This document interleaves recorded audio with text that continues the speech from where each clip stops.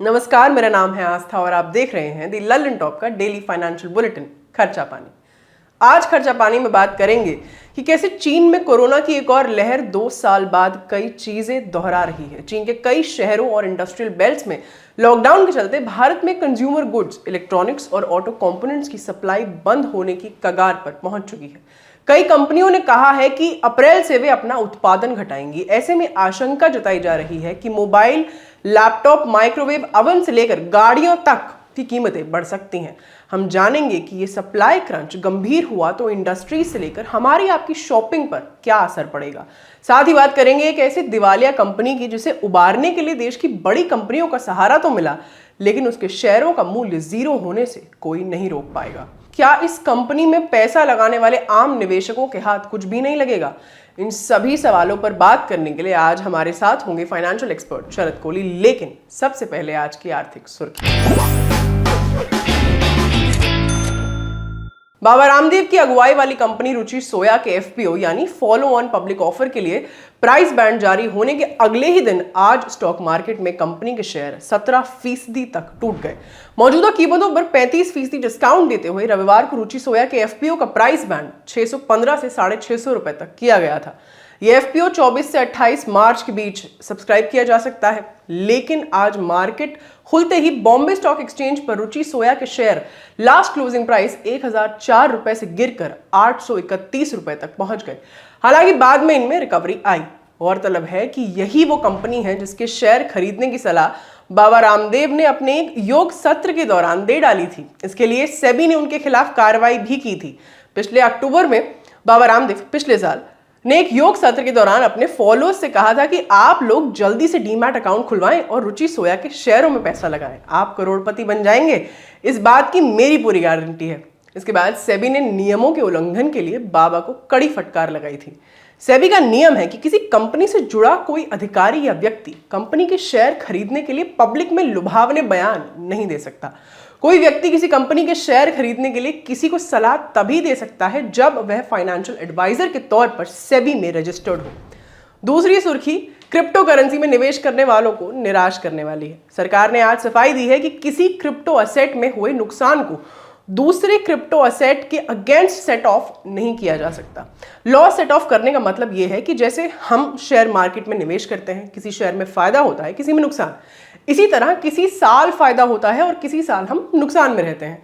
ऐसे में income tax के मद्देनजर शॉर्ट टर्म या लॉन्ग टर्म कैपिटल गेन का कैलकुलेशन करते समय हमें ये छूट होती है कि एक शेयर में होते हुए नुकसान को दूसरे शेयर में हुई कमाई में एडजस्ट कर सके। यानी ऐसा करके हम अपनी टैक्सेबल इनकम घटा सकते हैं, लेकिन ये सुविधा क्रिप्टो करेंसी के मामले में नहीं मिलने वाली।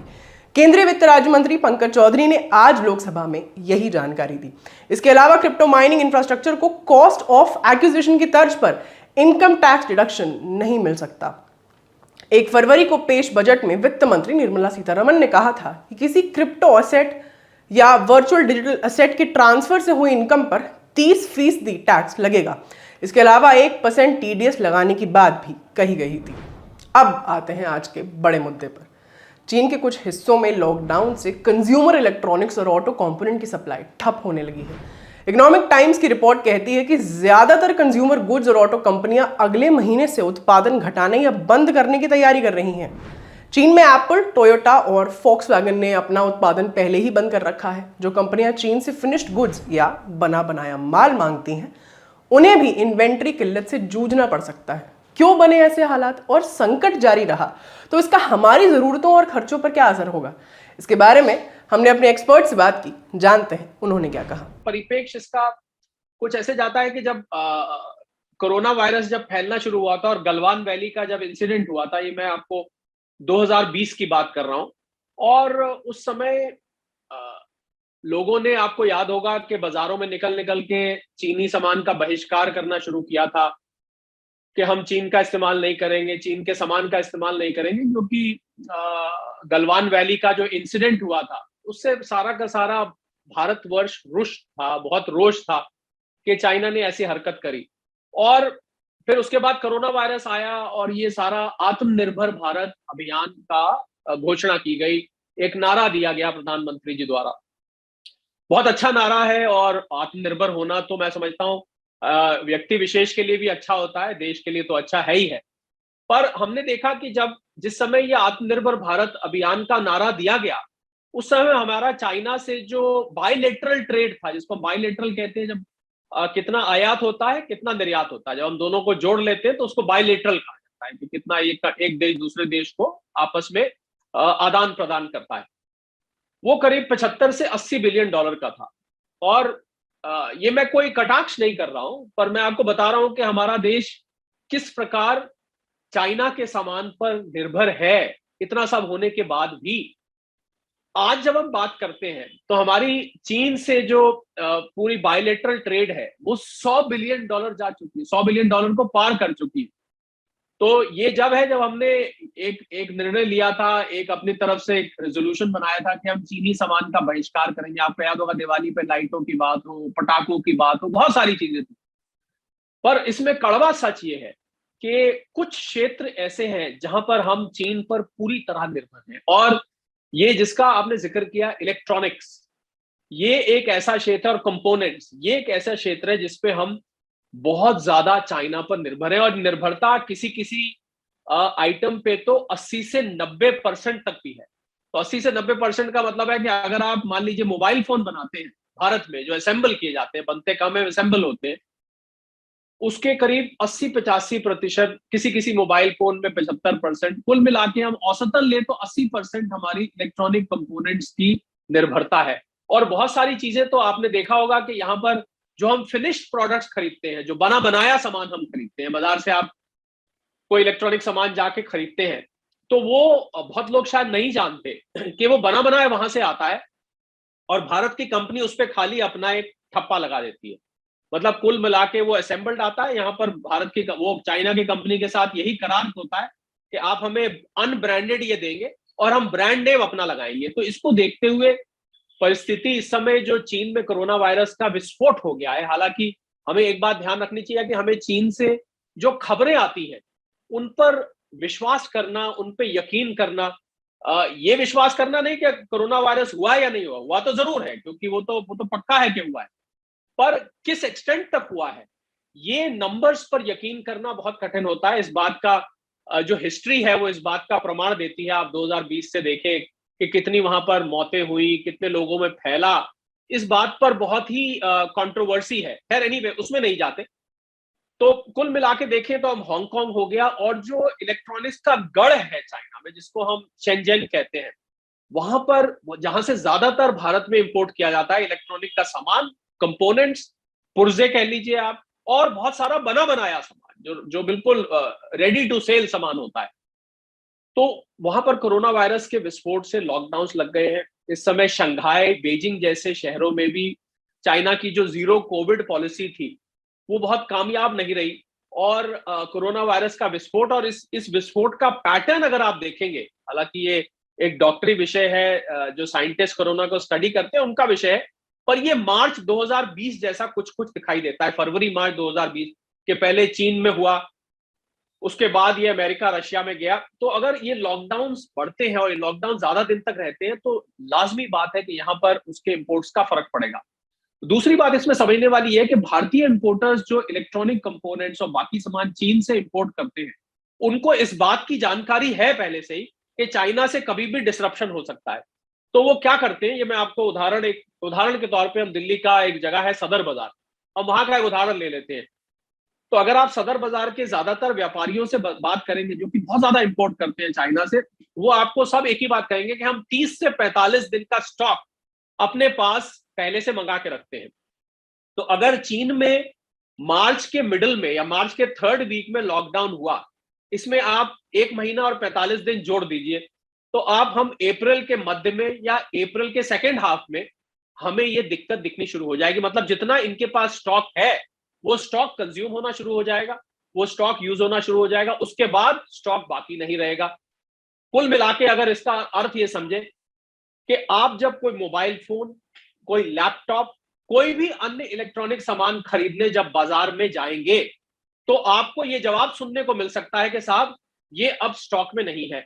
अब आपको ये चीजें ऐसी होती है कि गिफ्ट वगैरह दी जाती है वो अलग बात है, पर जब ये जरूरत बन जाती है आपकी, जब ये जब भी आपका लैपटॉप खराब हो गया, आपको नया लैपटॉप लेना है, आपका मोबाइल फोन खराब हो गया है, चोरी हो गया, कुछ भी हुआ है, आप बदलना चाहते हैं, जरूरी बदलना चाहते हैं, तो ये चीजें बिल्कुल खान पान के सामान की तरह एक जरूरत बन जाती है। उस समय आपको ये जवाब सुनने को मिलेगा कि अभी नहीं है, या इस पे लोग फिर ब्लैक करना शुरू कर देते हैं, इसकी कीमतें एकदम बढ़ जाती हैं। जो जिसके पास स्टॉक होता है वो उस पर ज्यादा से ज्यादा कीमत वसूलने की कोशिश करता है। तो मुझे लग रहा है कि जो लोगों ने इलेक्ट्रॉनिक का सामान लेना है, इस खबर को सुनने के बाद, मुझे नहीं पता लल्लन टॉप के कितने फॉलोअर्स और व्यूअर्स जिनको इलेक्ट्रॉनिक का सामान आने वाले 1-2 हफ्ते में खरीदना था, मुझे नहीं पता कितने लोग जाकर कल परसों ही शायद वो खरीद ले। पर अगर ये लाइन लगती है इलेक्ट्रॉनिक की दुकानों पर, और बहुत सारी दुकानों पर आप सुन रहे थे, और अगर आप चीन की बात करें तो चीन में उदाहरण के तौर पर हम एप्पल के फोन्स लेते हैं जो कि सबसे प्रचलित मोबाइल फोन्स में आते हैं। उसको फॉक्सकॉन करके एक कंपनी है चाइना में, जिसको एप्पल ने ये मैन्युफैक्चरिंग आउटसोर्स की हुई है। फॉक्सकॉन के यूनिट्स रुक गए हैं, वहां काम नहीं चल रहा है, रोक दिए गए हैं कोविड टेस्टिंग के लिए और कोविड विस्फोट की वजह से। आप ऑटोमोबाइल्स लीजिए जिसमें गाड़ियां आती हैं, गाड़ियां पहले ही हम देख रहे हैं कि पिछले 2 साल से भी ज्यादा जो सेमीकंडक्टर चिप्स हैं, जिसको हम स्मार्ट चिप्स कहते हैं, उसकी वजह से, सिलिकॉन चिप भी कहते हैं, उसकी वजह से पहले ही गाड़ियों की बिक्री पे फर्क पड़ा है। क्योंकि गाड़ी का जो दिमाग होता है, जो सारा संचालन होता है, वो चिप के जरिए होता है। उस चिप की शॉर्टेज की वजह से, कोरोना के दौरान जो शॉर्टेज आई, उस शॉर्टेज की वजह से गाड़ियों की डिलीवरी, खासकर एसयूवीज देखे तो लोग ये शिकायत कर रहे थे कि हमको डीलर ने कह दिया 6 महीने बाद लीजिएगा साहब, 3 महीने बाद लीजिएगा। वो गाड़ियां जिनके बेचने के लिए डीलर्स मारे मारे फिरते थे कि गाड़ी ले लो, गाड़ी जाके आपको फट मिल जाती थी, आपको तुरंत फाइनेंस और अभी गाड़ी ले लीजिए, उन गाड़ी की 6-6 महीने की वेटिंग ये स्मार्ट चिप्स की वजह से हमें देखने को मिली। तो फॉक्स वैगन ले लीजिए, टोयोटा ले लीजिए, ये कुछ ऐसी कंपनीज हैं जिनके चाइना में बहुत बड़े मैन्युफैक्चरिंग बेसिस हैं। तो इस कोरोना वायरस के विस्फोट की वजह से ये यूनिट्स पर भी सीधा सीधा असर हुआ है। तो अगर आप इलेक्ट्रॉनिक्स लीजिए, ऑटो कंपोनेंट्स लीजिए, उनकी समस्या के लिए मुझे लग रहा है हमें कमर कस के तैयार हो जाना चाहिए। अगर ये समस्या चीन में बढ़ती है, और चाइना जैसा भारी आबादी वाला क्षेत्र जिसकी 140 करोड़ से भी ज्यादा की आबादी है, अगर वहां पर कोरोना वायरस का विस्फोट होता है, हालांकि मैं क्या, दुनिया भर जन्मदाता ही कोरोना वायरस को चीन मानते हैं, पर अब मुझे लग रहा है वो खुद, और ये विस्फोट माना जा रहा है कि 2020 से भी बड़ा है, 2021 से भी बड़ा है। ये जो वेव चाइना की है, ये सबसे बड़ी है। तो अगर ये वहां फैलता है तो चाइना बहुत सख्ती करेगा चीन की इकोनॉमी पर, चीन की अर्थव्यवस्था पर, इसका सीधा सीधा असर होगा, वहां की मैन्युफैक्चरिंग, वहां का एक्सपोर्ट। और क्योंकि भारत का बायलेटरल ट्रेड इस समय $100 बिलियन से भी ज्यादा का है, तो ये तो हो ही नहीं सकता कि इंडिया पर इसका असर ना हो। तो हमें बिल्कुल तैयारी कर लेनी चाहिए। अगर किसी ने कोई ऐसा इलेक्ट्रॉनिक का सामान खरीदना है तो मेरी उनको सलाह ये है कि वो जाके एक आध दिन में ले ले। हो सकता है अगले महीने आपको वो ना मिले या उल्टी सीधी कीमतों पर खरीदने को मिले। चीन पर हमारी इंडस्ट्रीज की निर्भरता या डिपेंडेंस कितनी ज़्यादा है, इसका अंदाज़ा इस बात से लगा सकते हैं कि इलेक्ट्रॉनिक गुड्स, ऑटो और दूसरे कई सेक्टर्स में औसतन 75% कच्चा माल चीन से आता है। हमारे माइक्रो, स्मॉल और मीडियम एंटरप्राइजेस यानी एमएसएमई तो बिना चाइनीज रॉ मटेरियल और मशीनरी के सर्वाइव ही नहीं कर सकते। ऐसे में सवाल उठता है कि हमने बीते 2 साल में क्या सबक लिया? क्या चीन पर हमारी निर्भरता या डिपेंडेंस कम नहीं हो सकती? अगर ऐसा नहीं हुआ तो हम कभी भी मुश्किल में पड़ सकते हैं, और अगर ऐसा हो सकता है तो हमें इसके लिए क्या करना चाहिए? जानते हैं एक्सपर्ट ने क्या राय दी। यहीं आके ये जो निर्भरता है, ये जो डिपेंडेंस है, यहीं आके ये चुभती है। और जब तक सब ठीक ठाक चलता रहता है, आप जाके मोबाइल फोन खरीदते हैं, गाड़ियां खरीदते हैं, इलेक्ट्रॉनिक का सामान खरीदते हैं, आप खरीद के ले आते हैं, कभी सस्ता, कभी महंगा, कभी बढ़िया, कभी थोड़ा कम बढ़िया। जब तक सब चलता रहता है, चलता रहता है, जहां आके इस पे ब्रेक लगती है, पीछे हमने देखा कोरोना वायरस की वजह से ब्रेक लगी 2020 में, 2021 में, अब फिर ये ब्रेक लगने को हो रही है। यही सोच के प्रधानमंत्री जी ने जब आत्मनिर्भर भारत अभियान का नारा लगाया था, शायद कहीं दिमाग में ये होगा, हालांकि उसमें डिफेंस भी था, उसमें बहुत सारे क्षेत्र थे, पर आज इलेक्ट्रॉनिक हमारे जिंदगी की अहम जरूरत बन चुकी है। मुझे नहीं लगता कि कोई भी भारत का व्यक्ति, गांव में भी चाहे रहता हो, वो बिना इलेक्ट्रॉनिक सामान के गुजारा कर सकता है। मैंने तो कहा जितना खान पान का सामान जरूरी है, आप शायद खाने का एक मील स्किप कर जाएं, आप शायद हो सकता है अपना लंच किसी दिन बिजी हो, स्किप कर जाते हैं, पर जरा मुझे ये बताइए कि अगर आपका मोबाइल फोन आपसे 5-6 घंटे के लिए ले लिया जाए, तो क्या आप गुजारा कर पाएंगे? अगर आपसे मतलब जबरदस्ती खाने के बगैर गुजारा हो जाएगा, एक दिन का व्रत भी लोग रख लेते हैं, पर मोबाइल फोन का अगर एक दिन का व्रत कहा जाए, मुझे लग रहा है वो खाने पीने के व्रत से ज्यादा कठिन व्रत साबित होता है। ये मेरा निजी अनुभव है लोगों से बात करने के बाद। तो ये जो आत्मनिर्भरता है, मुझे लग रहा है ये बहुत जरूरी है। और बहुत सारी चीजें हैं अभी जो हमारे आगे अड़चन बन के खड़ी हैं कि हम क्यों नहीं वो मोबाइल फोन अपने यहाँ बना सकते, क्यों नहीं हम वो टेलीविजन अपने यहाँ बना सकते, क्यों नहीं हम वो गाड़ी पूरी तरह से अपने यहाँ बना सकते। ये सवाल सबके मन में आते हैं जब ये रुकावटें आती हैं। तो बहुत सारी अड़चने हैं अभी हमारे। मुझे लग रहा है भारत सरकार ने जो मेक इन इंडिया का नारा दिया था आज से कुछ साल पहले, एक शेर था उसके अंदर पुर्जे थे, वो शेर घूमता था, आपको याद होगा, मेक इन इंडिया का नारा दिया गया था। वो मेक इन इंडिया का नारा मुझे लग रहा है पूरी तरह से साकार होने में शायद कहीं सफल नहीं रहा है। हालांकि मैं इसमें कोई किसी की आलोचना नहीं कर रहा हूं, मैं ये कोई राजनीति से प्रेरणा लेकर कोई बात नहीं कर रहा हूं, क्योंकि मेक इन इंडिया का मतलब है कि जिस प्रकार हमारा सर्विस सेक्टर, जो कि 55% हमारी अर्थव्यवस्था का हिस्सा है, हमारा मैन्युफैक्चरिंग सेक्टर जिसमें चाइना का वर्चस्व है, समय हम क्यों नहीं दुनिया की फैक्ट्री बन पा रहे, आज तक हम क्यों नहीं बन पाए, हमारी आबादी, हमारी स्किल, हमारी भाषा चाइना से बेटर है, क्यों नहीं हम वो मकाम हासिल कर पा रहे, ये सवाल हर भारतीय नागरिक के जहन में उठता है।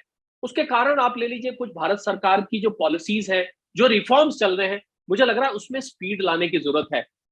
कुछ हद तक आपको कंप्लायंस की बात की जाती है, कंप्लायंस इंस्पेक्टर राज कह लीजिए, कंप्लायंस कह लीजिए, उसको आसान बनाने की जरूरत है। हालांकि ईज ऑफ डूइंग बिजनेस में हम इंडेक्स में ऊपर गए हैं, इसमें कोई दो राय नहीं है, हम काफी ऊपर गए हैं, पर अभी दिल्ली दूर है। कहावत है यहाँ चांदनी चौक में इस्तेमाल की जाती थी बहुत पुराने, अभी दिल्ली दूर है। तो दिल्ली दूर का अर्थ यह है कि अभी हम उस लक्ष्य से कुछ दूर है। लेबर रिफॉर्म्स की जरूरत है, लैंड रिफॉर्म्स की जरूरत है। आज आप कहीं फैक्ट्री लगाने जाइए, सस्ती दरों पे आपको जमीन चाहिए हो, तो गांव की जमीन सस्ती होती है, आप जरा वहां जमीन लेने की कोशिश करिए, आपको झंझट जो पैदा होते हैं, चेंज ऑफ लैंड यूज हो गया, वहां पर बिजली पानी की व्यवस्था हो गई, या वहां पर कोई किसान एग्रीकल्चरल लैंड है तो किसानों का उसमें उसमें ऑपोजिशन आ जाती है कि साहब आप ये लैंड नहीं ले सकते। तो मुझे लग रहा है हमें लैंड रिफॉर्म्स की जरूरत है, हमें लेबर रिफॉर्म्स की जरूरत है, हमें टैक्सेशन सिस्टम को और सिंप्लीफाई करने की जरूरत है। अगर हम ये सब करते हैं तब मुझे लगता है कि मेक इन इंडिया, और दूसरा एक अहम बात जो मैं इसमें जोड़ना चाहूंगा कि हम स्टार्टअप्स की बात करते हैं, नवाचार जिसको कहा जाता है हिंदी में, और भारत इस समय दुनिया का तीसरा सबसे बड़ा स्टार्टअप इकोसिस्टम बन चुका है। परंतु, अब ये परंतु बहुत जरूरी है समझना, वो जरूरी बात यह है कि स्टार्टअप्स हम देखते हैं ज्यादातर आपके मोबाइल फोन के ऐप से संबंधित स्टार्टअप बनते हैं, जिसको हम एग्रीगेटर्स कहते हैं। कोई स्टार्टअप बना देगा खाने की डिलीवरी का, कोई स्टार्टअप बना देगा डॉक्टरों को इकट्ठा कर देगा। पर मैं समझता हूं कि स्टार्टअप की अगर सबसे ज्यादा आज जरूरत है, हालांकि जो स्टार्टअप में काम हो रहा है बहुत अच्छा हो रहा है, पर अगर भारत को आत्मनिर्भर बनना है, अगर ये इलेक्ट्रॉनिक की दिक्कत जो हमें आने वाली है चीन की वजह से, इन सब चीजों से बचना है, तो सबसे ज्यादा स्टार्टअप की जरूरत है मैन्युफैक्चरिंग लाइन में। क्यों नहीं आज कॉलेज से पढ़े लड़के लड़कियां, क्यों नहीं आज आईआईटी से और बाकी जगह से पढ़े हुए लड़के लड़कियां एक फैक्ट्री लगाने का सोचते हैं। पहले जमाने में फैक्ट्री लोग लगाते थे, जब मुझे याद है टाटा बिरला जब जब बहुत साल पहले जब इन्होंने अपनी फैक्ट्रीज लगाई, तो ये माना जाता था फैक्ट्री लगाना तो कोई बहुत अमीर आदमी का काम है, पर सब ऐसा है नहीं। अगर आप छोटे छोटे कंपोनेंट्स को इन छोटे छोटे मैन्युफैक्चरिंग यूनिट्स में बनाना शुरू कर दें, आज देश में करीब करीब 6 करोड़ से ज्यादा एमएसएमईज हैं, 40% हमारी जीडीपी का हिस्सा एमएसएमईज के पास है, 11 करोड़ लोगों को ये एमएसएमईज नौकरी देते हैं। परंतु वो एमएसएमई ज्यादातर छोटे छोटे ट्रेडर्स हैं, छोटे छोटे दुकानदार हैं, छोटे छोटे होलसेलर्स हैं, मैन्युफैक्चरर्स भी हैं, ऐसा नहीं है, पर उनकी गिनती बहुत कम है। तो मुझे लग रहा है अगर भारत सरकार ऐसे रिफॉर्म्स लाए, हालांकि पीएलआई स्कीम वगैरह लाई गई है, पर वो पीएलआई स्कीम ज्यादातर ऑलरेडी जो मैन्युफैक्चरिंग सेक्टर में है उनके लिए लाई गई। अगर कुछ ऐसी स्कीम लाई जाए कि जो कॉलेज से और अच्छे इंस्टीट्यूट से पढ़े लड़के लड़कियां अपना छोटा छोटा मैन्युफैक्चरिंग यूनिट लगाएं, तो ये छोटे छोटे इलेक्ट्रॉनिक के कंपोनेंट्स, अगर हम आज स्पेस में जा सकते हैं, तो ऐसा नहीं है कि हम छोटा छोटा सर्किट नहीं बना सकते। जो मोबाइल फोन आप खोल के देखिए उसके अंदर छोटे छोटे पुर्जे होते हैं, कहीं माइक्रोफोन है, कहीं छोटा सा एक कैमरा है, कहीं सर्किट है। ये असंभव नहीं है। अगर हम स्पेस पे जा सकते हैं, हम रॉकेट बना सकते हैं, मिसाइल बना सकते हैं, हम सब कुछ बना सकते हैं, तो हम ये भी बना सकते हैं। सिर्फ जरूरत है, मुझे लग रहा है, एक हेल्पिंग हैंड की, एक हैंड होल्डिंग की जरूरत है। तो मुझे लग रहा है कि स्टार्टअप की सफलता मैं तभी मानूंगा अगर हम मेक इन इंडिया को और मैन्युफैक्चरिंग में स्टार्टअप शुरू हो जाए, जो कि कम देखने को मिलते हैं। आसानी से डिजिटल स्टार्टअप शुरू हो जाते हैं, सर्विसेज सेक्टर शुरू हो जाते हैं। तो ये मुझे लग रहा है कि जैसे जैसे हम आगे बढ़ेंगे, हालांकि हम उस तरफ बढ़ रहे हैं, पर ये जो समस्या है चीन की हमारे सामने आई है, ये हमें मजबूर करती है ये सोचने के लिए कि क्या हमें ये सब जल्दी करना चाहिए, क्या हमारे से समय हाथ से निकला जा रहा है। ये जो हमें +1 चाइना पॉलिसी का हम लाभ उठाना चाहते हैं, अगर हम चाइना का सब्स्टिट्यूट बनना चाहते हैं दुनिया भर के लिए, अपने लिए नहीं, अभी तो अपने लिए बात हो रही है, यहां तो हम दुनिया भर का सब्स्टिट्यूट बनने का भी सोच रहे हैं। अगर हमें ये सब करना है, मुझे लग रहा है हमें मैन्युफैक्चरिंग को तुरंत बढ़ावा देना पड़ेगा, कुछ ना कुछ बैठ के मंथन करना पड़ेगा कि कैसे मैन्युफैक्चरिंग को आगे लाया जाए कि आपके सामने दोबारा ये समस्या कभी भी भविष्य में ना आए। आत्मनिर्भरता जितनी शीघ्र आए उतना अच्छा है, ये नारे से घट के और ये जमीन पर आ जाए। मुझे लग रहा है यही इसका समाधान होगा। दिवालिया कंपनी सिंटेक्स इंडस्ट्रीज लिमिटेड के अधिग्रहण के लिए रिलायंस एसीआरए ने बोली जीत ली है। यह खबर सुनने में जितनी राहत भरी लगती है उतनी है नहीं। करीब 3,651 करोड़ रुपए की बोली उस योजना का हिस्सा है जिसके तहत इस संकटग्रस्त कपड़ा कंपनी का मार्केट कैपिटलाइजेशन और शेयरों का मूल्य 0 हो जाएगा। यानी जिस किसी के पास इस कंपनी का शेयर होगा उसके हाथ कुछ भी नहीं लगेगा। मामले की गंभीरता का अंदाजा इस बात से लगाइए कि मशहूर ब्रोकरेज कंपनी ज़ेरोधा के फाउंडर नितिन कामथ ने आज एक ट्वीट के जरिए कहा कि यह चिंताजनक है कि कुछ कस्टमर्स अभी भी सिंटेक्स के शेयर्स खरीद रहे हैं जबकि उसके स्टॉक की कीमत 0 होना तय है। क्या है पूरा मामला और आपको क्यों सतर्क रहने की जरूरत है, जानते हैं एक्सपर्ट ने क्या कहा। हमें, आपको याद होगा जब हम छतों पे नजर डालते थे तो हमें एक टैंकी दिखाई देती थी काले रंग की, सफेद रंग की, जिसपे सिंटेक्स लिखा होता था। तो लोगों ने देख के जब टैंकियां घर घर में सिंटेक्स की दिखने लगी तो उन्हें पता लगा कि सिंटेक्स ने डाइवर्सिफाई किया। अब वो यान और फैब्रिक मैन्युफैक्चरिंग में भी आए, सिंटेक्स इंडस्ट्रीज बन गया, खाली सिंटेक्स टैंक से हटके। बहुत जल्दी इस ग्रुप ने शुरू में ग्रो किया था, पर मुझे लग रहा है कहीं जाके आगे वो भटक गए और उनके ऊपर कर्जे चढ़ते गए, उनके मार्जिन कम होते गए, डिमांड पे भी असर पड़ा। जब से उन्होंने खासकर ये यान और फैब्रिक का धंधा शुरू किया, और करते करते ये हुआ कि वो कंपनी इनसॉल्वेंट घोषित हो गई। उसको नेशनल कंपनी लॉ ट्राइब्यूनल में, एनसीएलटी अहमदाबाद में उसका इंसॉल्वेंसी फाइल किया गया। जो लोग ललन टॉप के खर्चा पानी के जो डेडिकेटेड व्यूअर्स है, अगर वो नहीं जानते कि इंसॉल्वेंसी का अर्थ क्या होता है, तो मतलब कंपनी अब बिल्कुल समझिए उसका दिवालिया निकल गया और उसको हवाले कर दिया कि साहब इसको बेचिए, कोई खरीद ले तो अच्छा है, जिससे कम से कम जो इसके कर्जे हैं वो कर्जे निपटाए जा सके।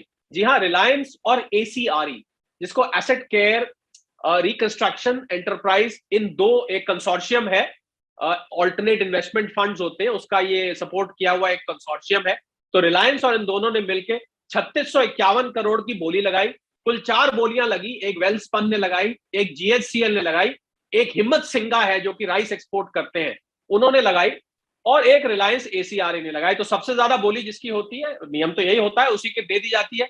तो 3651 करोड़ की सबसे ऊंची बोली थी, अगली बोली 3200 करोड़ की थी।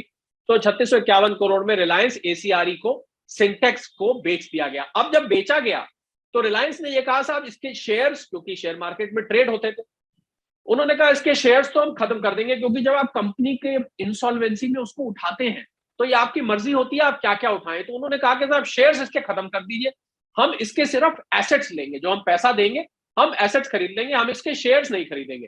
तो डील हुई एसेट्स की। तो शेयर्स की वैल्यू ऐसा माना गया कि इसको 0 कर दिया गया। तो शेयर्स की वैल्यू 0 होने से जिन लोगों के पास भी सिंटेक्स के शेयर्स हैं या कोई खरीदने की हिम्मत ना करे इन दिनों में, ये नॉर्मली क्या होता है कि जब किसी कंपनी का, रिलायंस जैसी कंपनी से टेक ओवर हो रहा होता है तो लोग उसके शेयर खरीदने को भागते हैं। तो ये हम बल्कि सतर्क भी करना चाहेंगे, उसके शेयर खरीदे नहीं, क्योंकि डील सिर्फ एसेट्स की हुई है।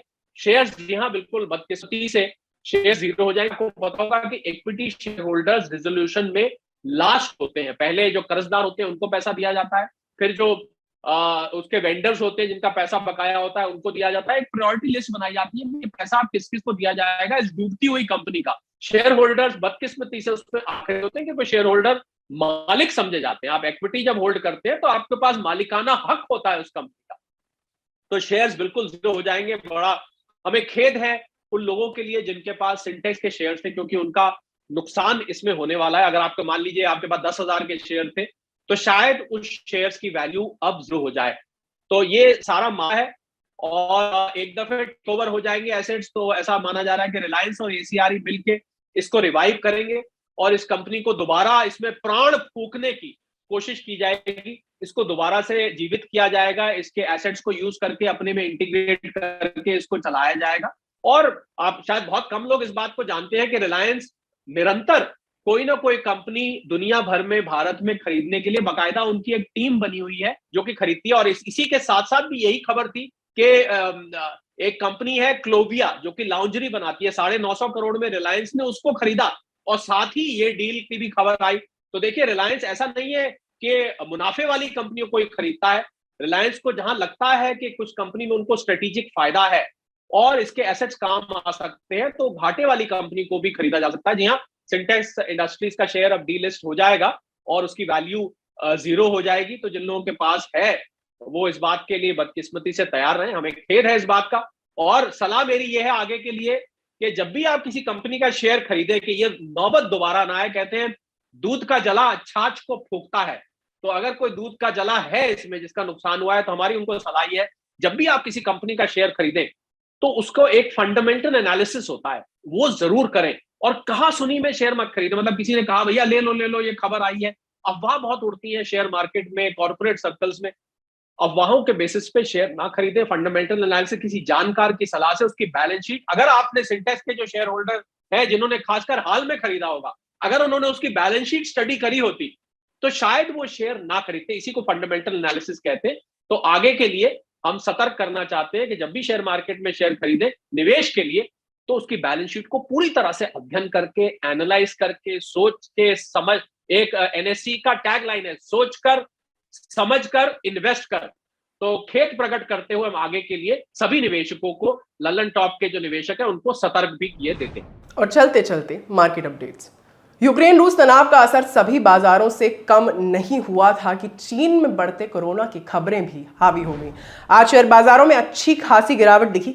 सेंसेक्स 571.44 पॉइंट्स गिरकर 57,292 पर बंद हुआ, जबकि निफ्टी 169 अंकों की गिरावट के साथ 17,117 पर बंद हुआ। Banking, consumer goods, IT, oil and gas कंपनियों में सबसे ज्यादा गिरावट दिखी। यूरोपियन शेयर मार्केट लगभग फ्लैट खुले, लेकिन उन सब पर भी बिकवाली का दबाव साफ दिखा। तो ये था आज का खर्चा पानी। ये एपिसोड आपके लिए लिखा था हमारे साथी प्रमोद ने। अगले एपिसोड तक अपना ख्याल रखें। नमस्कार।